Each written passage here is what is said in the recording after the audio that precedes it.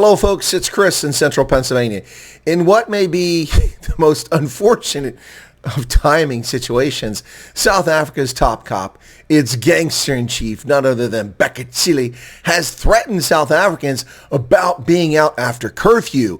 Ooh, the day before the end of the year, the penultimate day of the year, the 30th of December, 2021, Bheki Cele, the man who spends more time harassing foreign tourists on beaches, threatening to lock up and imprison them for violating curfew than he does pursuing violent crimes, Bheki Cele has threatened South Africans about being out during curfew.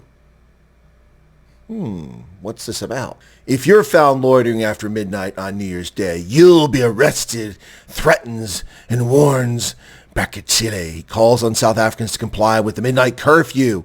Police make sure that they arrest those who break the law because they are still a curfew.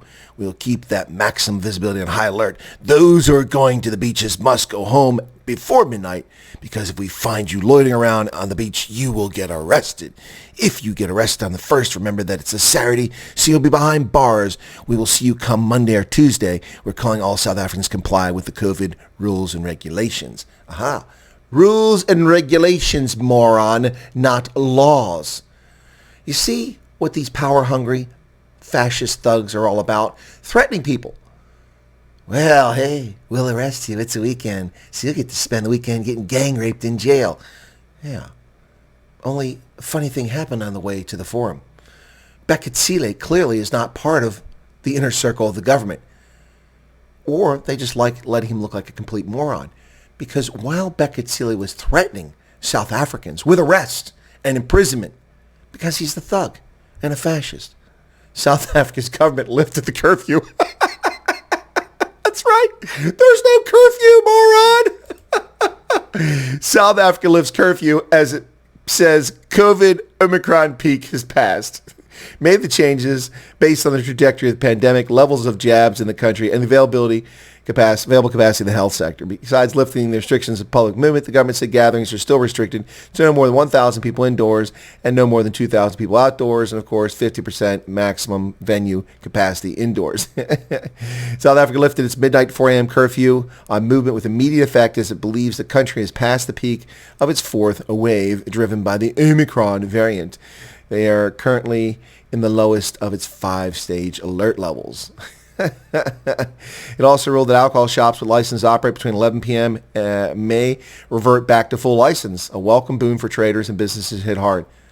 While the Omicron variant is highly transmissible, there's been lower rates of hospitalization than in previous waves. This means the country has spare capacity for admission of patients, even for routine health services. South Africa says its Omicron wave may have peaked and it's lifting its overnight curfew 1 month after reporting the new variant. The BBC reports that South Africa says the Omicron wave may have peaked. So Bheki Cele has no idea what's going on. You will be arrested. Thug-in-chief threatens South Africa. Your job is to protect the safety of South Africans, not threaten them. You're a thug. Nothing more than a thug. A fascist thug. There you go, folks. Bheki Cele, out in the cold, completely out of the loop. No one told Bheki Cele that the government was going to lift the curfew. Wait a second. The curfew is being lifted? I thought COVID was running rampant in South Africa. So what's going on here, folks? We were told that they couldn't hold the elections in October because the fourth wave would be here. But they didn't know what Omicron was. They had no idea. Never heard of Omicron. Never predicted Omicron. Just made a fraudulent claim to deny democracy and delay the elections. Went to court. Had to take the Constitutional Court to force this corrupt government to hold an election in which it got its hat handed to it, winning just 13% of the total eligible voters. 5.4 million of 39 million eligible voters is all the ANC got in municipal elections.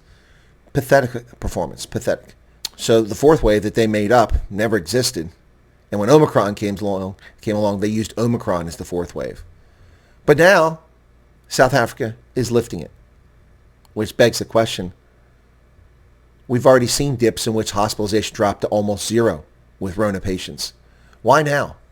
Why not? Why have South Africans been subjected to 2 years of misery, tens of thousands of business failures, millions unemployed, serfdom to the state, arbitrary arrest? For what? For what? Because of the attitude of thugs like Bheki Cele, who threaten to put you in prison if you break his unlawful laws. They're not laws. They're stupid regulations. Well, Merry Christmas and Groetjes to South Africans as you slide into the new year. Be safe out there. Don't drink and drive.